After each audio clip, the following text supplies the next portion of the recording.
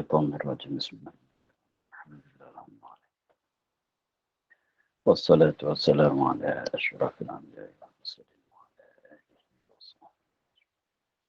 سبحانك لا علم لنا إلا ما علمتنا إنك أنت العليم وتب علينا إنك أنت التواب الرحيم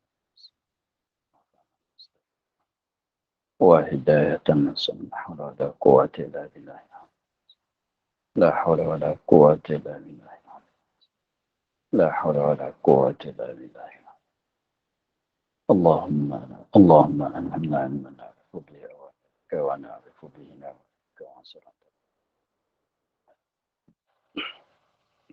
وإلهام الملائكة المقربين واخرجنا من الظلمات وعلمنا أسرار حكمتك يا رب العالمين. رب اشرح لنا صدرنا ولساننا واحلل عقدة من لساننا. قال الشيخ المصنف لا نفعل في الدارين.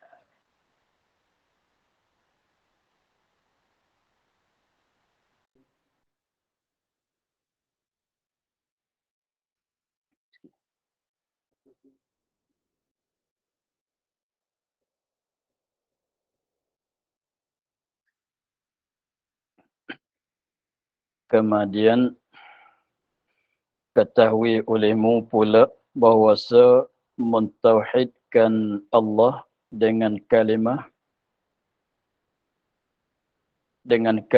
la ilaha illallah itu manakala disebut atau disuratkan, ditakdirkan kemudian daripadanya akan Muhammadur Rasulullah. Dan jika tiada ditakdirkan demikian itu, nescaya bersekutu tauhid kita dengan tauhid umpamu Yahudi. Seperti yang telah menyebutkan dia oleh setengah mereka itu.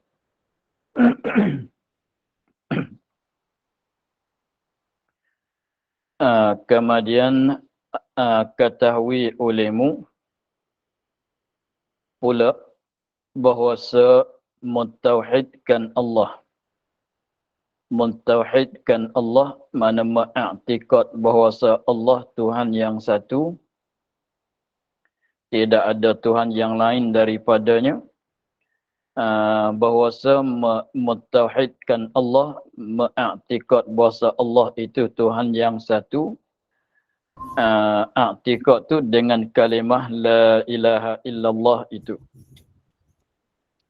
Manakala disebutkan, kita sebut la ilaha illallah atau disuratkan, ditulis, atau disuratkan, yakni dituliskan, ditakdir, yakni mesti ditakdirkan. Ditakdirkan, yakni mesti ditakdirkan.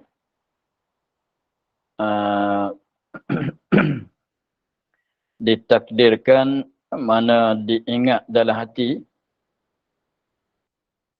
kemudian daripadanya, kemudian daripada la ilaha illallah yang disebut atau yang disurat, ditakdirkan akan Muhammad Rasulullah.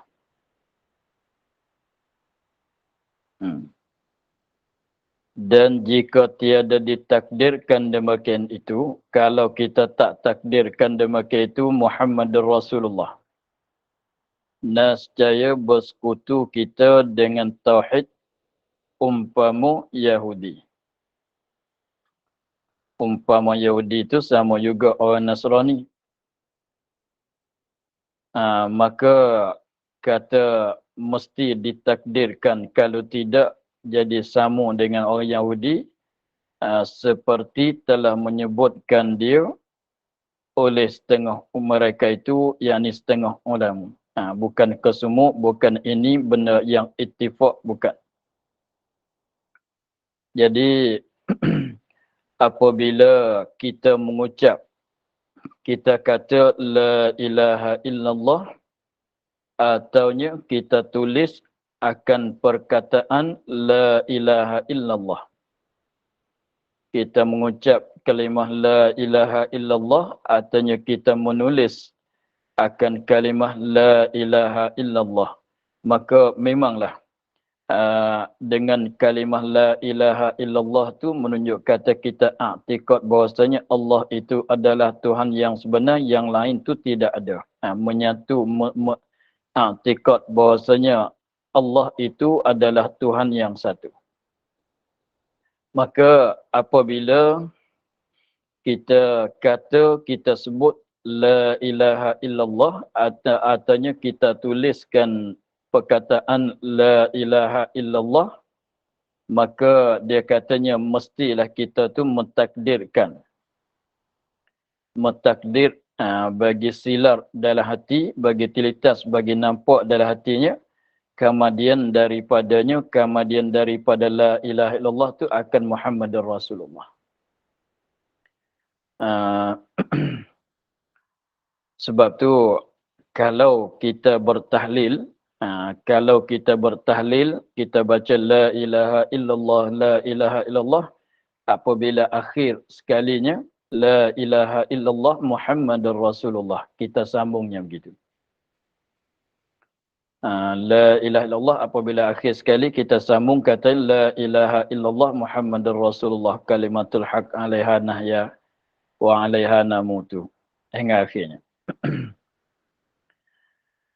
Sebab kalau tidak takdir, kalau tidak ingat gitunya, jadi sama dengan orang Yahudi. Bukan maksud katanya kalau mengucap la ilaha illallah tu jadi orang Yahudi, bukan orang Islam. Bukan begitu. Bukan maksud katanya, dia katanya kalau tak takdirkan Muhammad Rasulullah seperti nak jadi sama dengan orang Yahudi. Bukan maksud katanya kalau tak takdir tu jadi orang Yahudi. Bukan maksud gitu. Akan sama dengan tauhid orang Yahudi. Dia, kita ingatnya begini. Kita orang Islam, kita orang mukmin, orang Yahudi, orang kafir. Tapi tepat berbeza kita dengan Yahudi atau Nasrani yang asal tu. Berbeza di mana? Bab ketuhanan tu lebih kurang.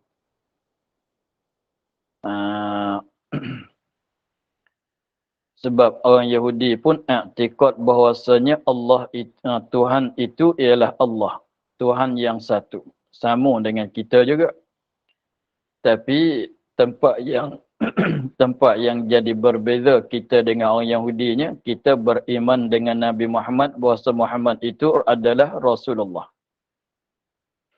Tapi orang Yahudi tidak beriman macam kita. Mereka tak beriman dengan Nabi Muhammad sallallahu alaihi wasallam. Mereka tidak mengaku bahawasanya Muhammad itu Rasulullah. Tapi kita mengaku bahawasanya Muhammad itu Rasulullah. Itu tempat berbezanya. Jadi maknanya kita orang Islam dengan orang Yahudinya bab Tuhan tu sama. Kalau tanya orang Yahudi, siapa Tuhan engkau? Mesti mereka jawabnya, Tuhan kami ialah Allah. Kalau begitu sama dengan kita, bab ketuhanan tu sama dengan kita. Maka kita maklum bahawasanya la ilaha illallah itu bab ketuhanan. Muhammad Rasulullah itu masalah Nabi Muhammad jadi Rasul, itu bab risalah Nabi Muhammad. Maka orang Yahudi, kalau tanya orang Yahudi, mereka percaya ke tidak dengan hari kiamat? Percaya. Mereka beriman. Kalau tanya orang Yahudi, mereka percaya ke tidak dengan ada malaikat? Mereka percaya, mereka beriman. Mereka i'tikad mereka, Tuhan merekanya ialah Allah Subhanahu wa taala juga. Jadi tilik bab ketuhanannya samalah dengan kita. Yang berbeza kita dengan orang Yahudi, kita beriman dengan Nabi Muhammad, bahawa Nabi Muhammad itu adalah Rasulullah. Tapi orang Yahudi, dia tak beriman macam kita. Dia katanya, dia tak beraktikad, dia tak percaya kata Nabi Muhammad itu Rasulullah. Mereka tak beriman dengan Nabi Muhammad SAW. Maka dengan sebab ada tempat yang sama dengan kita, orang Yahudi itu, dengan sebab ada tempat yang sama dengan kita, ialah bab ketuhanan tu dia sama dengan kita. Bab ketuhanan dia sama. Dia i'tikad katanya Allah satu. Orang Nasrani yang betul-betul Nasrani, bukan Nasrani yang i'tikad Tuhan tu tiga lah. Nasrani yang asal tu ialah Nasrani yang mengikut agama Nabi Musa, Nabi Isa betul-betulnya. Maka bab ketuhanan pun sama juga dengan kita. Hanya berbeza, mereka tak beriman dengan Nabi Muhammad. Kalau mereka katanya Isa Rasulullah, Muhammad tidak. Kalau orang Yahudi, Musa Rasulullah, Muhammad tidak. Begitu. Tapi tentang La ilaha illallah, agaknya sama, lebih kurang. Tapi adalah salah sikit-sikit tu adalah pada hak dia ni. Jadi maknanya kufur orang Yahudi, kufur orang Yahudi itu bukan kerana dia tak beriman dengan Allah. Hanya kufur orang Yahudi, mereka tak beriman dengan Quran, tak mengikut Quran, mereka tak beriman dengan Nabi Muhammad SAW. Dalam bab i'tikadnya, mereka tidak beriman tu, mereka tak percaya kepada Nabi Muhammad SAW, tak beriman dengan Nabi Muhammad. Di situ ya, sebab jadi kufur mereka. Ahlul Kitab yang kita maklum dengan nama Ahlul Kitab ialah orang Yahudi dan orang Nasrani. Bab ketuhanan tu sama, tapi bab risalah Nabi Muhammad. Maka dengan kerana itulah setengah ulama berpendapat bahawasanya apabila kita sebut kita mengucap, kita sebut la ilaha illallah, atau kita menuliskan akan kalimah la ilaha illallah, mesti diingatkan dalam hati katanya satu lagi Muhammadar Rasulullah. Apabila kita tulis la ilaha illallah dalam kertas, dalam mana, maka hati kita ingat Muhammadar Rasulullah. Biarlah tak tulis Muhammadar Rasulullah, sekalipun kita nak tulis la ilaha illallah saja pun tulislah. Tapi selepas pada tulis la ilaha illallah, kita ingat juga dalam hati kata Muhammadar Rasulullah. Kalau kita mengucap la ilaha illallah, biarlah kalau tak nak sebut Muhammadar Rasulullah sekalipun, tapi dalam hati mesti kena ingat katanya la ilaha illallah. Kita kata dengan mulut, patut teringat dalam hati, tu makna ditakdir. Teringat dalam hati kata Muhammadar Rasulullah, supaya jadi berbeza kita dengan orang Yahudi dan sebagainya. Begitu. Sebab tu macam kata tadi, apabila kita bertahlil, akhir-akhir kita bertahlil tu kita ikuti dengan kata Muhammadar Rasulullah. Sebab tu dalam buku-buku tahlil tu ada tulis begitu. La ilaha illallah Muhammadar Rasulullah. Lepas tu kalimatul haq alaiha nahya wa alaiha namutu wa biha nub'atsu. Kita akan baca begitulah selepas pada kita tahlil. Maka nak jugalah bagi teringat kepada kata Muhammad Rasulullah. Selepas pada kita kata la ilaha illallah tu, bagi teringat dalam hati kata Muhammad Rasulullah. Selepas pada kita tuliskan la ilaha illallah, bagi ada teringat kepada Muhammad Rasulullah. Itulah makna katanya bahawasa mentauhidkan Allah, i'tikad bahawasa Allah itu Tuhan yang satu dengan kalimah la ilaha illallah. Memanglah mentauhidkan Allah itu masuk di bawah kata la ilaha illallah. Manakala disebut apabila kita mengucap, apabila kita kata la ilaha illallah, atau disuratkan, yakni dituliskan, ditakdirkan, yakni mesti ditakdirkan. Apabila kita menyebutkan, kita menuliskan, maka mesti kita takdirkan kemudian daripadanya, kemudian daripada Allah. Takdir itu teringat dalam hati. Bagi tilitas dalam hati. Ditakdirkan akan Muhammad Rasulullah. Kena ada teringat begitu. Dan jika tiada ditakdirkan demikian itu, kalau kita tak takdir, maknanya tidak teringat kepada Muhammad Rasulullah, nescaya bersekutunya maknanya jadi sama. Bersekutu ini bersamaan tauhid kita dengan tauhid umpama Yahudi. Bersekutu tu jadi maknanya jadi sama. Jadi sama tauhid kita dengan tauhid umpama orang Yahudi. Jangan salah faham kata jadi orang Yahudi, bukan begitu. Jadi tak ada beza di antara tauhid kita orang Islam dengan tauhid orang Yahudi, tidak beza sebab sama-sama i'tikad, sama-sama mentauhidkan Allah. Orang Yahudi yang asal dia pun dia i'tikad mentauhidkan Allah juga. Kita pun i'tikad mentauhidkan Allah juga. Maka kalau di la ilaha illallah tu tak dapat berbeza antara orang Muslim dengan orang Yahudi, tak dapat berbeza. Maka untuk nak hasil berbeza, kalau kita tak sebut betul-betul Muhammadur Rasulullah, kalau kita tak tulis betul-betul tulis Muhammadur Rasulullah selepas pada la ilaha illallah, bagi ingat dalam hati dah hasil. Untuk nak beza di antara kita dengan orang Yahudi. Gitu. Seperti telah menyebutkan dia oleh setengah mereka itu, setengah ulama. Maknanya seperti telah menyebut ini kembali pada mesti ditakdirkan Muhammad Rasulullah itu mengikut setengah ulama. Dia katanya untuk nak berbeza kita dengan orang Yahudi, bagi mereka yang kata la ilaha illallah, kalau tak nak kata dengan mulut tu Muhammad Rasulullah, bagi ingat dalam hati tu dah membeza, dah hasil untuk nak jadi berbeza dengan orang Yahudi. Kalau kita tulis la ilaha illallah sahaja, tak nak tulis Muhammad Rasulullah, bolehlah. Tapi bagi teringat kata Muhammad Rasulullah. Nak juga kepada Muhammad Rasulullah. Nak sebut betul-betul ke, artinya nak tulis Muhammad Rasulullah betul-betul ke selepas pada la ilaha illallah.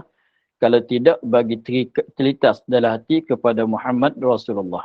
Supaya dapat berbeza, ini orang Muslim, itu orang Yahudi. Sebab orang Yahudi tidak ada di sisi mereka Muhammad Rasulullah. La ilaha illallah tu ada di sisi mereka. La ilaha arti makna la ilaha illallah ada di sisi orang Yahudi, tapi Muhammad Rasulullah tidak ada. Kita orang Islam, la ilaha illallah itu ada dalam hati, mana ada dalam i'tikad. Muhammad Rasulullah pun ada dalam hati, ada dalam i'tikad. Supaya jadi berbeza, sebab tu setengah ulama katanya mesti ditakdirkan. Kalau tidak tulis, kalau tidak sebut Muhammad Rasulullah, betul-betul sebut, betul-betul tulis. Malaikat kalau kita tulis kita kata la ilaha illallah Muhammadar Rasulullah, kita sambung dengan perkataan Muhammadur Rasulullah, itu tak payah takdir lah, sebab kita dah kata. Artinya kalau kita tulis la ilaha illallah disambungkan dengan kata Muhammadur Rasulullah, maka itu tak payah ditakdirlah, sebab kita dah tulis. Begitu. Masalahnya kalau kita tak nak sebut Muhammad Rasulullah, kalau kita tak nak sebut, tak nak tulis Muhammad Rasulullah selepas pada la ilaha illallah itu, maka bagi memadai untuk nak jadi berbezanya ialah kita teringat ke dalam hati akan Muhammad Rasulullah. Itu setengah daripada pendapat setengah ulama. Tapi setengah mereka dia katanya tak berhajat kepada takdir Muhammad Rasulullah. dapat berbeza juga. Kita kata la ilaha illallah walaupun tak teringat kepada Muhammad Rasulullah. Kita tuliskan la ilaha illallah walaupun tak takdir, tak teringat dalam hati Muhammad Rasulullah sekalipun. Tapi kita dapat berbeza juga dengan orang Yahudi sebab tengok Qarinah. Kita orang Islam, orang Yahudi mesti berbeza walaupun dia tak kata, walaupun orang Muslim tak kata Muhammad Rasulullah sekalipun. Sebab orang Muslim memang dah Muhammad Rasulullah. Orang Yahudi mestilah Muhammad bukan Rasulullah. Jadi maknanya boleh berbeza dengan sebab tengok Qarinah. Kalau tengok pada orang Islam ialah Muhammad Rasulullah. Kalau tilik kepada orang Yahudi tidak Muhammad Rasulullah. Begitu. Jadi tak payah, tak jadi mengikut setengah tu katanya kalau tak takdir pun tak mengapa. Untuk nak jadi berbeza dengan orang Yahudi. Sebab kelakuan tu membezakan.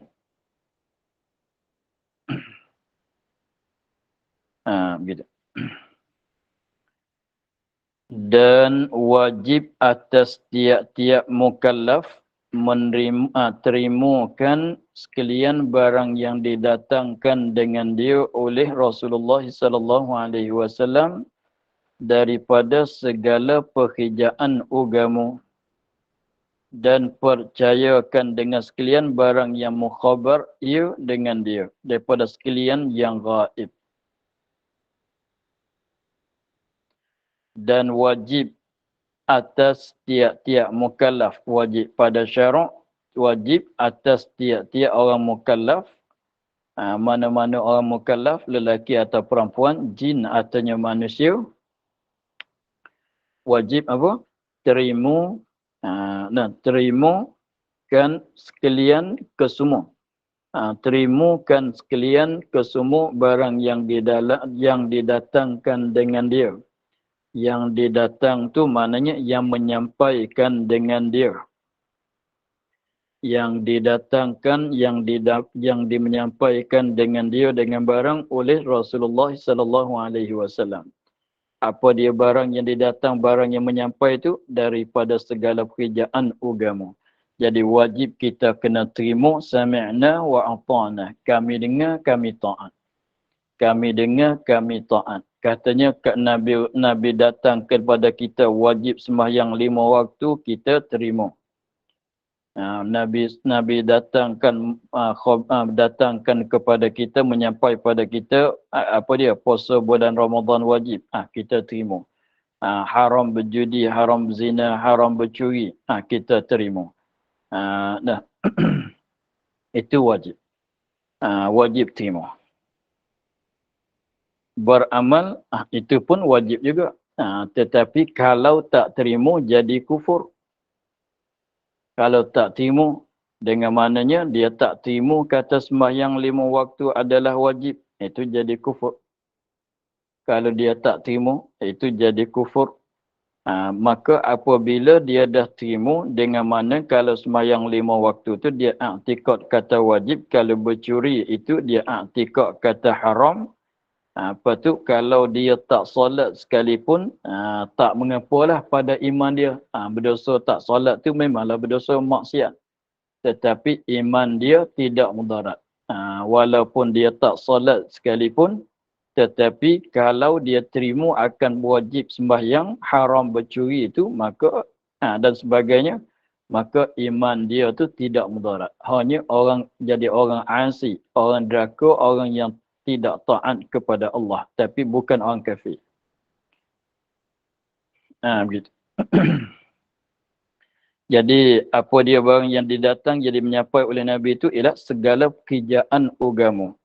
Yang wajib, yang sunat, yang haram, yang makruh, yang harus, apa yang diwajib kita i'tikad kata wajib, apa yang disunatkan, apa benda yang diharam di atas kita i'tikad kata haram. Dengan itulah makna kata kita terima yang mana yang dia menyampai. Benda yang dia kata dia wajib, kita terima kata wajib. Benda yang dia kata haram, kita terima sebagai haram. Apa tu yang wajib kita buat, yang haram kita tinggal. Gitu. Tapi masalah kita di sini kita membahagi kepada dua. Terima dengan beramal tu lain-lain. Terima tu lain, beramal tu lain. Tapi untuk nak sah iman tu naknya diterima. Terima wajiban sembahyang. Dengan mana dia i'tikad kata sembahyang tu wajib. Maka lepaslah dia daripada kufur. Tapi nak lepas daripada deraka, kena solat. Kena tunaikan ibadat solat. Tapi kalau terima sahaja, tidak solat. Mana dah lepas dah daripada kufur. Tapi tak lepas daripada maksiat. Tak lepas daripada dosa. Begitu. Satu perkara yang wajib kita terima. Dan percaya dengan sekalian barang yang mukhabar bagi tahu. Khabar bagi tahu ya Rasulullah dengan dia dengan barang. Daripada sekalian yang gaib-gaib. Perkara yang gaib, perkara yang tak nampak di mata. Maka wajib kita percaya juga kepada dia. Dia katanya ada siksaan kubur. Kita percaya kata ada. Ada soal munkar nakir dalam kubur. Kita percaya kata sungguh ada. Dia cerita katanya ada banyak malaikat kat langit. Masalah kita percaya, kita terima. Janganlah begini, dia kata ada soal munkar nakir dalam kubur. Dia jawab katanya tak ada. Itu maknanya tak terima yang dikhabar. Nabi cerita katanya ada hasyarkan manusia. Kita pun terima, kita i'tikad kata sungguh ada hasyarkan manusia di mahsyar. Nabi cerita katanya ada hisab amalan, maka kita pun terima katanya ada i'tikad kata ada hisaban amalan, dan lain-lain lagi. Benda yang kita tak nampak. Nabi cerita katanya ada di atas langit itu arash, pokok bidara, sidratul muntaha. Kita terima walaupun kita tak nampak tengok di mata sekalipun. Tapi dengan sebab benda ini Nabi Muhammad cerita kata ada, kita percaya, kita i'tikad kata ada lah. Walaupun tak pernah tengok dengan mata sekalipun, dengan sebab benda tu bukan di atas dunia tah bumi ni. Seperti malaikat pada langit, lagi pula diri malaikat kita tak nampak. Tapi kita percaya kepada Nabi Muhammad. Dia kata di atas arash ada. Di atas langit ada arash. Kita pun percaya. Walaupun kita tak nampak sekalipun. Di akhirat nanti ada bagai-bagai. Ada hasyar, ada kumpulkan manusia di mahsyar. Ada bangkit daripada kubur, ada hidup balik. Maka semuanya benar gaib ke semua. Maka asalkan Nabi Muhammad khabar kepada kita, kita terima ke semua. I'tikad kata sungguh ada, sungguh sabit ke semuanya. Itu setengah daripada wajib. Sekiranya kalau kita terima, kalau seorang itu tidak terima yang dikhabar oleh Nabi, benda yang dikhabar oleh Nabi daripada benda gaib, sekiranya kalau benda itu ijma' ulama, maka kufur. Seperti tak terima kata ada neraka, seperti tak terima kata ada bangkit selepas pada mati, seperti tak terima kata ada soal munkar nakir, maka itu maknanya tak terima apa yang dikhabar oleh Nabi.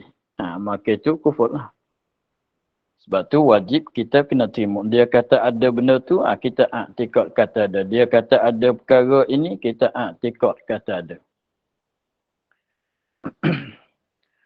Jadi setiap-tiap perkara yang mukhabar, yang memberitahu oleh Nabi Muhammad kepada kita daripada benda yang kita tak nampak dengan mata kita, maka wajib kita percaya.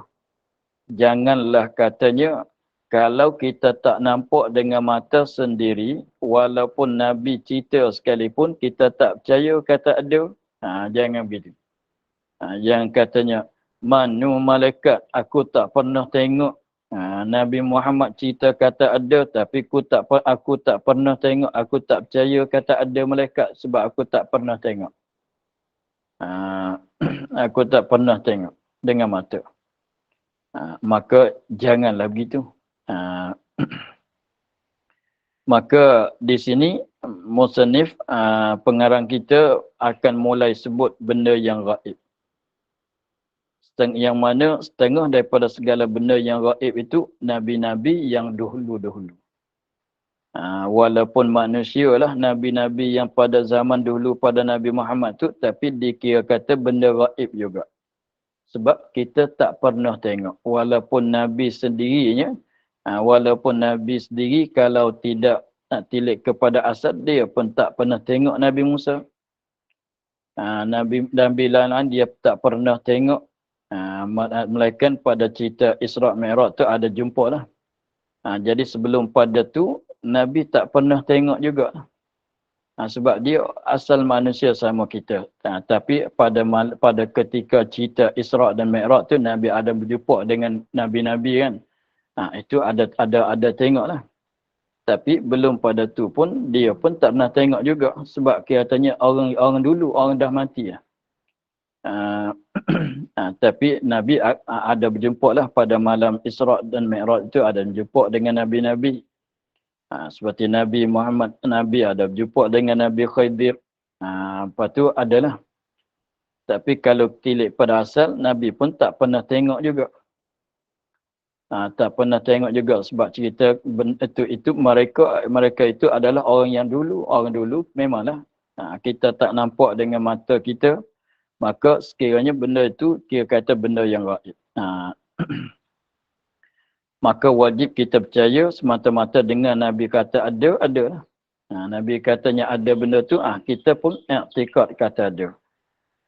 Maka setengah daripada benda gaib tu ialah rasul-rasul, nabi-nabi yang telah terdulu, yang sebelum pada Nabi Muhammad. Itu pun yang gaib juga.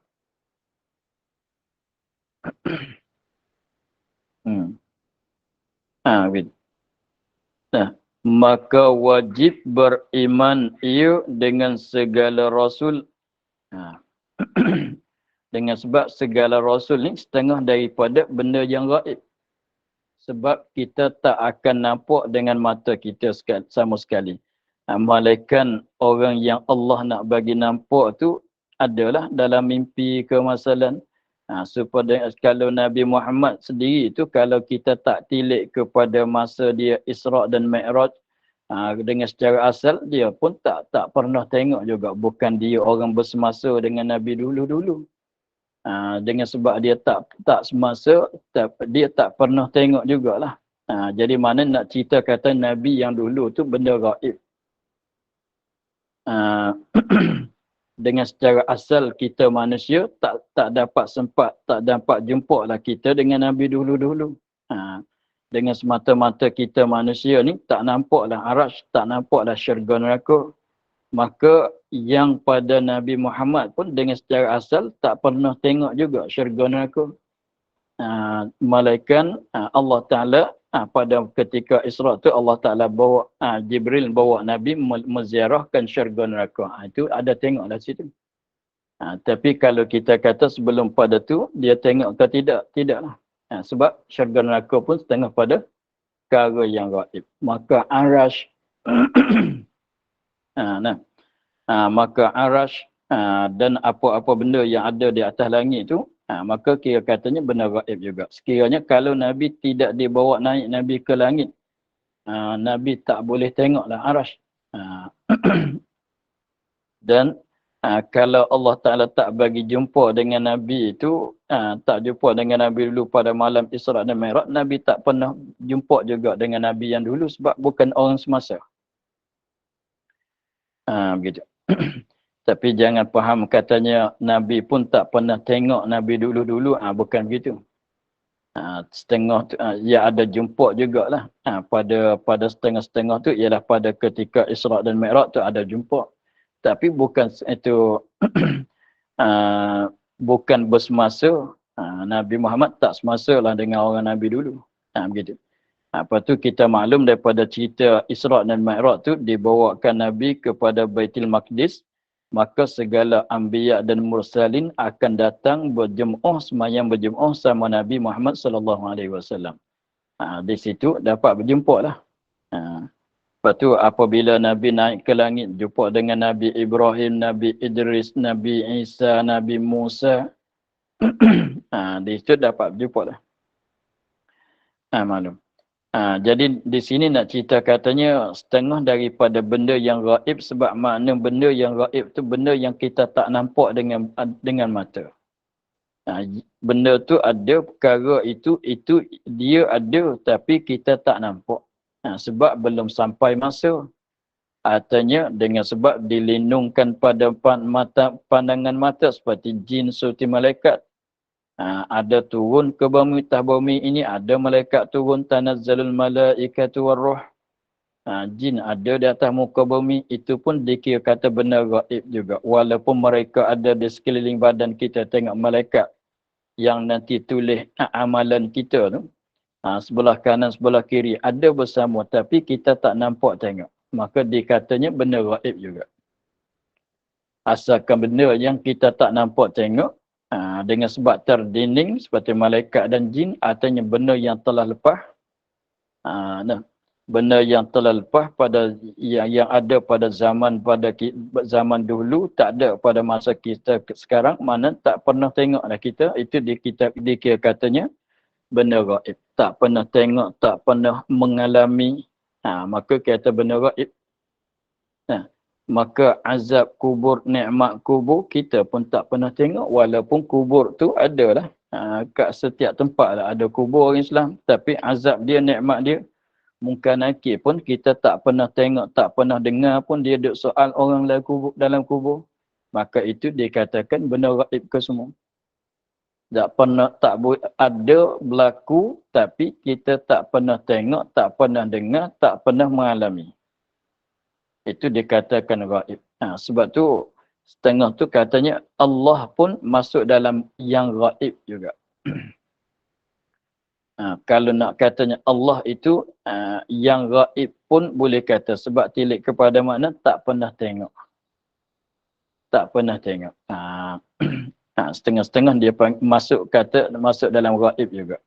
Sebab benda yang tak pernah kita mengalami, sebab tak sampai masa lagi, artinya tak pernah tengok sebab terdinding ke, atau dengan sebab dia dah lama, dah lalu, seperti orang-orang dulu, maka itu gaib.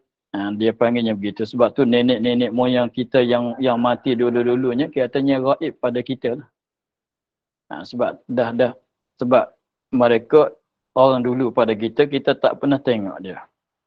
Tapi ada tu ada lah, nenek kita sampai Nabi Adam ada. Tapi tak pernah tengok. Dia katanya gaib juga. Maka dengan sebab katanya tadi, wajib kita beriman dengan segala perkara yang mengkhabarkan dia oleh Nabi Muhammad.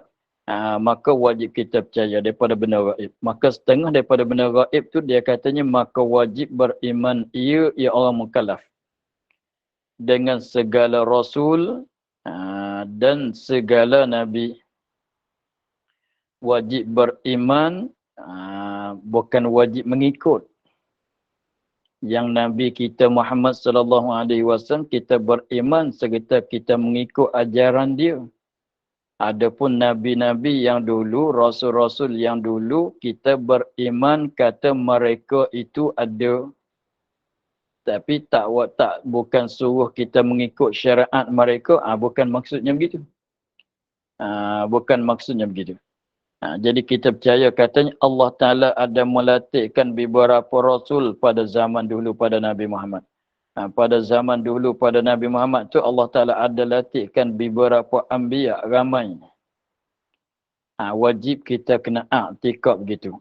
Dengan maknanya kalau orang tanya ada ke tidak lagi Rasul yang lain daripada Muhammad yang sebelum padanya, kita jawab kata ada, ramai.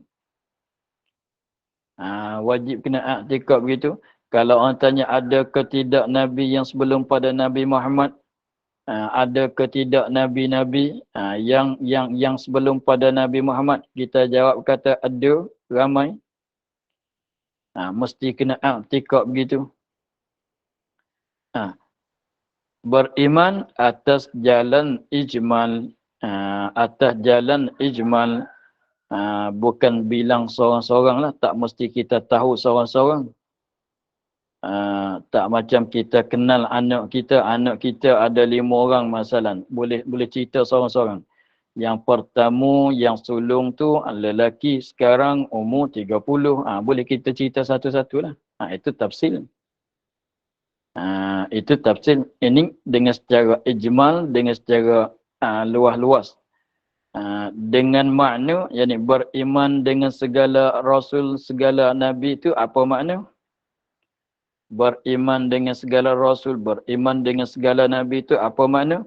Dengan makna i'tikadkan bahawa ada bagi Allah Ta'ala itu beberapa banyak rasul dan anbiya alaihimussalam. Beberapa banyak tu kita kata ramai lah. Bilangan tu banyak. Ada bagi Allah, maksud kata ada bagi Allah, mana Allah ada bangkit jadi nabi, jadi rasul. Allah Ta'ala pernah membangkitkan beberapa manusia jadi nabi. Allah Ta'ala pernah membangkitkan manusia daripada, membangkitkan setengah manusia tu untuk jadi rasul. Yang sebelum pada Nabi Muhammad. Kita i'tikad begitulah. Ada bagi Allah tu beberapa rasul. Mana Allah ada bangkit beberapa rasul pada zaman dulu belum pada Nabi Muhammad. Dan anbiya, maknanya Allah ada latihkan manusia jadi nabi. Yang sebelum pada Nabi Muhammad tu ramai ada. Begitulah. Dengan secara ijmal, begitulah. Tak jadi maknanya tak tahu kata siapa yang kata ramai orang yang jadi nabi dilatih oleh Allah Ta'ala jadi nabi, siapa tak tahu pun boleh. Tak mesti tahu. Malaikat 25 yang mana sebut depan tu. Jadi yang lain tu i'tikad katanya ramai.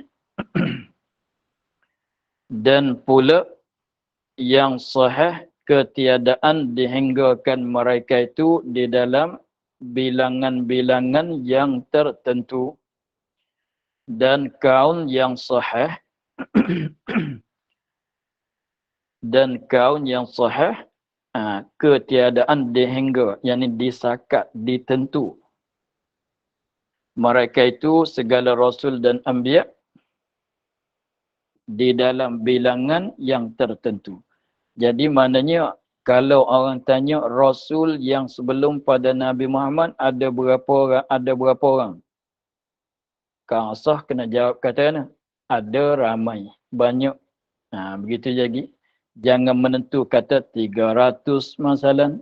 Jangan kita menentu begitu. Belum pada Nabi Muhammad ada berapa anbiya? Kita jawab katanya ada ramai. Banyak. Berapa bilangan? Tak tahu. Jadi jangan kita menentu di satu bilangan. Jangan katanya 10,000 ke masalah. Jangan kita menentukan begitu. Hanya kita i'tikadnya mengikut sahih i'tikad katanya ramai orang jadi rasul, ramai juga orang jadi anbiya. Anbiya lebih ramai daripada ar-rasul.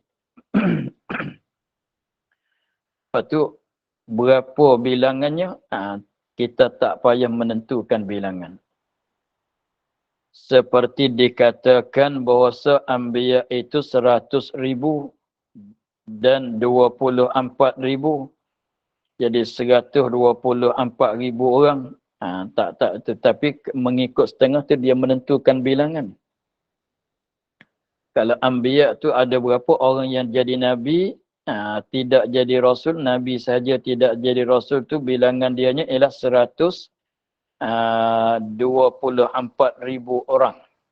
Semenjak mulai daripada Nabi Adam akhir di Nabi Muhammad tu sebanyak itulah. Kira sebanyak itulah. Setengah dia kata begitu. Tapi kalau yang sahih tak payah kita menentu. Takutnya salah. Dan yang jadi rasul daripada mereka itu 300 13 orang. Setengah kata 14 orang.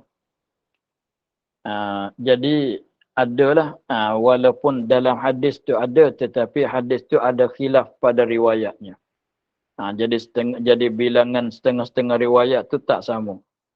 Maka untuk nak selamat, untuk nak betulnya, untuk nak selamatnya, jangan kita menentukan bilangan yang tertentu. Kita cerita kata ramai dah cukup. Sebab kalau nak banding, sebab takutnya begini.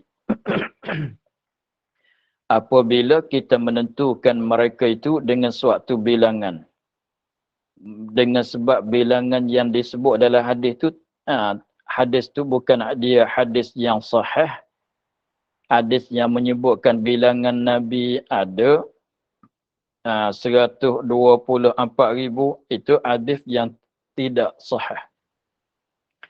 Hadis yang menyebutkan bilangan anbiya, bilangan bilangan Rasul tu 314 tu pun tidak sah. Lagi pula ada selisih di antara riwayat-riwayat hadis.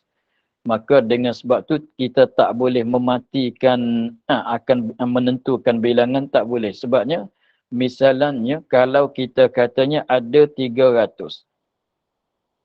Kalau kita katanya, contohnya kalau kita katanya pada wakilnya ada 500. Tapi kalau kita wakilnya ada 500. Tapi kalau kita cerita 400, maknanya bilang tak cukup. Mana yang jadi Nabi, kita kata bukan Nabi. Nak ambil bilangan yang sedikit, misalnya kita katanya jari kita ni ada 10. Pada wakilnya jari kita ni ada 10. Tapi kalau kita katanya jari saya ada 9. Lepas tu yang satu ni apa? Jari saya ada 9. Lepas tu yang satu lagi takkan jari. Kenapa tak bilang dia? Salah begitu. Lepas tu kalau pada wakilnya, itu kalau kita menentu jadi bilangan yang kita menentu tu kurang daripada yang ada pada wakil. Dan pulaknya kalau wakilnya jari kita ada 10. Tapi kalau kita katanya jari saya ada 11. Ambil di mana satu lagi? Kalau 11 jari saya ada 11, kena ambil tambah ni pula satu lagi, pen satu lagi. Ni jadi begini. Pen satu lagi setengah ni. Itu mana ambil benda yang bukan jari masuk dalam bilangan jari pula. Jadi maknanya kalau pada wakilnya tengok Rasul tu dia katanya setengah orang tu dia mengikut satu riwayat dia katanya 313. Habis tu kalaulah pada wakil 114, mana kita menambahkan orang yang bukan Nabi masuk dalam golongan orang yang di Nabi. Lepas tu kalau pada wakilnya kalau kita katalah pada wakilnya 313, tapi kalau kita katanya 314, jadi kita tambahkan seorang yang bukan Nabi. Tapi kalau pada wakilnya 314, tapi kita cerita katanya 313, makna ada seorang kita tak terima kata dia jadi Nabi. Pada maknanya begitu. Sebab tu kau asah, tak payah kita jangan kita menentukan dengan bilangan yang tertentu. Hanya i'tikad katanya ada ramai dengan secara ijmalnya begitu. Tapi walaupun kau sahihnya begitu, tapi kita sepatut tahu juga katanya ada setengah ulama dia kata ada setengah. Jadi kalau kita nak cerita ke orang tu, kita cerita katanya ada khilaf ulama pada bilangan Rasul dan Anbiya. Setengah kata sebanyak ni, setengah kata sebanyak ni. Tapi susah nak menentu gitu, setengah kata begitu, satu riwayat kata sebanyak ni, satu riwayat sebanyak ni. Susahnya begitu, kita nak bagi senang kata ramai lah. Rasul tu ramai, Nabi tu ramai. Cukup. Jadi itu masalah wajib kita percaya, kita beriman bahwasanya ada ramai manusia yang Allah Ta'ala melatihkan jadi anbiya, dan ramai juga manusia pada zaman dulunya, belum pada Nabi Muhammad tu, manusia yang dilatihkan Nabi jadi Nabi. Begitulah, jadi Nabi dan jadi Rasul. Dengan secara ijmal.